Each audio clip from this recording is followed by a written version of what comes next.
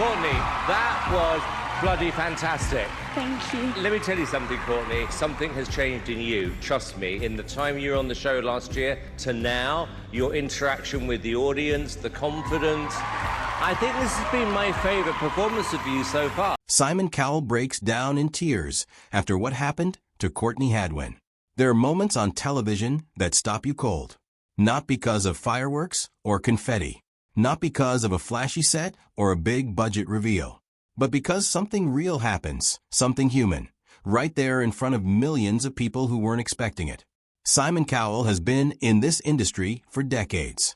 He has sat behind that judge's table and watched thousands of people pour their hearts out under blinding stage lights. He has said no more times than most people have had hot meals.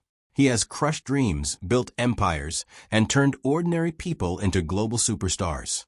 All without flinching.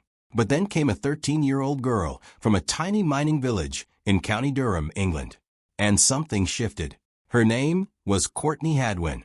And the moment she opened her mouth on that America's Got Talent stage, Simon Cowell, a man who built his brand on being unshakable, felt something crack open inside him. Years later, reports emerged that Simon, the man who never breaks, allegedly broke. That in a quiet moment away from the cameras, he reflected on what happened to Courtney after the lights went out, after the contracts were signed, after the world moved on, and his composure reportedly fell apart. He is said to have whispered words that shocked everyone in the room. We expected too much, too soon. She was just a kid. I think we failed her. Today, we are going to talk about Courtney Hadwin, her rise, her silent disappearance, her painful rebuilding, and her triumphant return. And we are going to talk about what the music industry did to a teenage girl who only ever wanted to sing. This is her story, and it is one the world needs to hear. To understand what happened to Courtney Hadwin, you have to understand where she came from. Heselden is not a glamorous place. It is a small, quiet former mining village near Hartlepool in the northeast of England, the kind of place where people know their neighbors, where life moves at its own pace, and where dreams feel big precisely because the world around you feels small. It is the kind of town that shapes a person, that roots them, that gives them something real to hold on to when everything else starts spinning.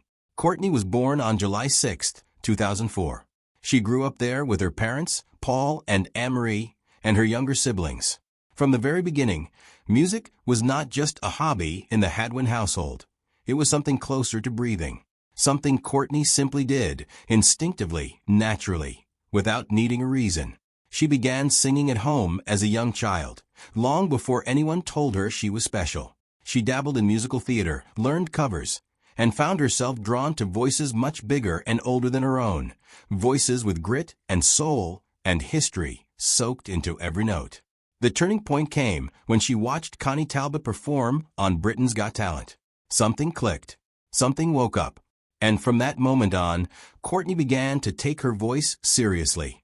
By age 9 or 10, she was singing properly. By 11, she was performing at school open mic nights. And the video of her singing Say Something by A Great Big World and Christina Aguilera spread through her local community like wildfire. Classmates were stunned. Teachers were moved. Everyone who heard her said the same thing. This girl is different. She started busking in local spaces to pay for singing lessons. She trained at multiple academies, Shotton Hall Theatre School, Peanuts Masterclasses, Kate Sir's School of Music, and Vocal Ovation by Julie Miles. Her granddad watched proudly. Her mother called her raw talent something beyond expectation. Her father delivered pizzas and helped with petrol money, just so Courtney could travel across the Northeast to auditions and open mic gigs. Let that image sit with you for a moment. A little girl with a giant voice busking for change, while her father worked extra shifts just to keep her dream alive. That is where this story begins. Not on a television stage. Not in a recording studio in Los Angeles. In Heselden. In a family that believed in her before the world even knew her name. In 2015, she entered Teen Star UK in Newcastle and reached the grand final with a rendition of Bob Dylan's Make You Feel My Love. The following year, she won Hartlepool's Performer of the Year award. She became a finalist in the Beyond the Lights ceremony. She performed Nothing Compares to You at Open Mic UK. She opened for Sister Sledge at the South Tyneside Festival in front of over 18,000 people. 18,000 people. And she was 12 years old. Then came The Voice Kids UK in 2017. Her audition, a fiery, full-throttle version of Tina Turner's Nutbush City Limits, earned her a spot on Danny Jones's team. She fought through the battle rounds, the semifinals, and the final. She did not win, but everyone who watched knew they had seen something rare. By early 2018, Courtney had built enough momentum that she was invited to audition for Season 13 of America's Got Talent. Show producers had been seeking international talent. They found it in a 14-year-old from a former mining village who sang like she had lived 100 lives. She had no idea what was coming. Picture the scene. The America's Got Talent stage. The lights so bright they blur at the edges. The crowd filling every seat, buzzing with expectation. Simon Cowell sitting at the judges' table with his trademark stillness, prepared for the 1,000th audition of his career, already half composed in his mind. And then out walks Courtney Hadwin, shy, quiet, almost impossibly small against the vastness of that stage. She looked nervous, the kind of nervous that makes audiences wince sympathetically, already bracing for the awkward moment when someone does not quite deliver on the premise of a big entrance. Then she started to sing. The song was Hard to Handle by Otis Redding. And from the first note, the room changed. Her voice was raspy and enormous and ancient and raw. It was the voice of a woman who had been through things, and it was coming out of a 13-year-old girl who had grown up in a quiet English village. The crowd surged to its feet. The judges leaned forward. And Simon Cowell, the man who has seen everything, who has heard everyone, who has made a career out of being impossible to impress. His face cracked open with something genuine. He called her a lion. He said she walked out as this shy little thing, and then became something else entirely when the music started. He was not wrong. Howie Mandel hit the golden buzzer. Confetti rained down. And within hours, the video had spread across the internet with the speed of something the world had been waiting for. By the time it was all counted, that audition clip had been viewed over 310 million times. 310 million times. Courtney advanced through the quarterfinals and semifinals, delivering electric performance after electric performance. She did not win. She placed 6th overall, but she had won something more lasting than a competition trophy. She had won the world's attention. She had proven that the voice was real, the talent was real, and the fire was absolutely real. And Simon Cowell had been watching the whole time. Shortly after the live shows ended, he signed her to Psycho Music in partnership with Arista Records, a long-term recording and publishing contract. The full weight of the industry machine pointed at a 14-year-old girl from County Durham. On the surface, it looked like a fairy tale. In reality, it was the beginning of the hardest chapter of her life. There is a particular cruelty that the music industry reserves for its youngest stars, and it is not the cruelty of malice. It is the cruelty of indifference, of a system so enormous and so focused on its own momentum that it simply does not pause to ask, is this person ready? Is she okay? Is she being protected? Courtney was 14 years old when she entered that machine. Almost overnight, her life was restructured around deadlines, meetings, and recording sessions. Not songwriting on her own terms, not the quiet, honest, personal kind of writing she had always loved, but a rigid assembly line designed to manufacture hits on a schedule. Her days became a blur of transatlantic travel, label meetings, studio sessions with producers she had never met, and promotional appearances in a world built entirely for adults.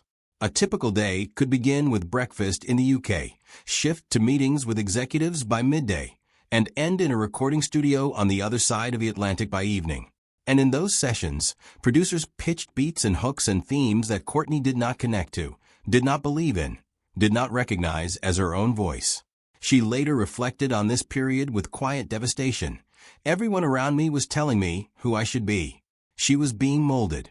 The gritty, soulful, raw Courtney, who had electrified that AGT stage, was being sanded down, filtered, polished into something more commercially predictable. The comparisons to Janis Joplin, which had felt like the highest possible compliment, became a box she was forced to fit into, rather than a natural reflection of who she was. She described feeling like a character being directed. She talked about writing sessions where she had to bend to themes and sounds she did not fully believe in. She talked about losing control of her own artistic path, while her early teenage years disappeared inside recording studios. The mental toll was real. The exhaustion was real. She described bouts of overwhelm, of feeling isolated, surrounded by suits and schedules, traveling between continents, missing home, missing the realness of her life back in Heselden. The weight of it was not dramatic or public. It was quiet, and that made it heavier. Then came the slow withdrawal. Social media posts dwindled. Public appearances became rarer. Fans began to wonder, then to worry. Where was Courtney? Was she okay? Had something happened? The silence, broken only by occasional speculation, fed every kind of rumor. But the truth was simpler and sadder than any rumor. She was retreating. She was trying to find herself again after spending years being told who to be. And the label and Simon moved on. Simon Cowell is not a villain in this story. That is important to say. He is a businessman, a brilliant one, a man who has built careers and broken records and changed the landscape of popular music multiple times over. His job has never been to be a father figure or a therapist or a personal mentor. His job is to spot talent, to sign it, to market it, and to move on to the next discovery. And that is exactly what he did. After the announcement of Courtney's deal, he stepped back into his role. The next audition, the next season, the next star in the making. There were no public statements about how she was adjusting. No interviews addressing the pressure being placed on a teenager. No acknowledgement that the machine might be moving faster than she could keep up with. This was not cruelty, but it was absence. And for a 14-year-old girl navigating one of the most disorienting experiences a young person can face, absence felt like abandonment. Courtney never spoke publicly about bitterness toward Simon. Even as a teenager, she understood the machinery she had entered. She understood that he was a part of it, not its entirety. But in hindsight, that absence left a mark. She had been signed like a product and managed like a brand, rather than nurtured like a young artist who still had years of growing left to do. Years passed. Courtney quietly rebuilt herself, working with independent producers, writing music that actually felt like her own, stepping away from the label structure that had suffocated her creativity. And Simon watched from television screens and headlines, without ever publicly addressing the weight she had carried. Then, recently, something changed. Reports began to surface, viral clips, trending retrospectives, suggesting that Simon had broken his silence. That in a private moment, rare and unguarded, he had paused mid-interview in a way those present had never seen before. That he had sighed. That something behind his eyes had shifted. And allegedly, he had said, "We expected too much too soon. She was just a kid. I think we failed her." His voice, by all accounts, cracked on those last three words. We have not yet seen this confirmed by a major mainstream outlet. But those who were allegedly present described a man confronting something he had long kept at a distance. The quiet reckoning of a person who wields enormous power over young lives and is finally sitting with the weight of that responsibility. Whether or not those words were spoken exactly as described, the sentiment is undeniable. Something went wrong, and a grown industry failed to protect a child. Here is what the world missed while it was busy looking elsewhere. Courtney Hadwin never stopped. She never quit. She never decided the music was not worth the fight. She just decided quietly, stubbornly, on her own schedule, that she was going to do it right this time. On her own terms. She stepped away from Psycho. She found her way to Grammy-winning producer Kevin Bowe, known for his work with legends like Etta James and Joe Cocker. And in those sessions, something she had almost forgotten came flooding back. The feeling of singing, because she meant it. She began writing songs that told the truth. Songs about vulnerability. Songs about anger. Songs about what it feels like to be used and shaped and told who you are by people who barely know you. Songs with titles like Monsters, You Only Love Me When I Lie, Breakable, and That Girl Don't Live Here. These were not polished pop soul crossovers built for radio playlists. These were confessions. These were the sounds of a young woman reclaiming her voice, literally and completely. In interviews, she spoke with a clarity and confidence that the controlled, pressured teenager of a few years earlier had never been allowed to access. Everyone around me was telling me who I should be. Now I know who I am as an artist. Critics noticed. Fans responded. Her single You Only Love Me When I Lie was described as a raw blues soul anthem, emotionally powerful, carrying the tension of hidden pain and the courage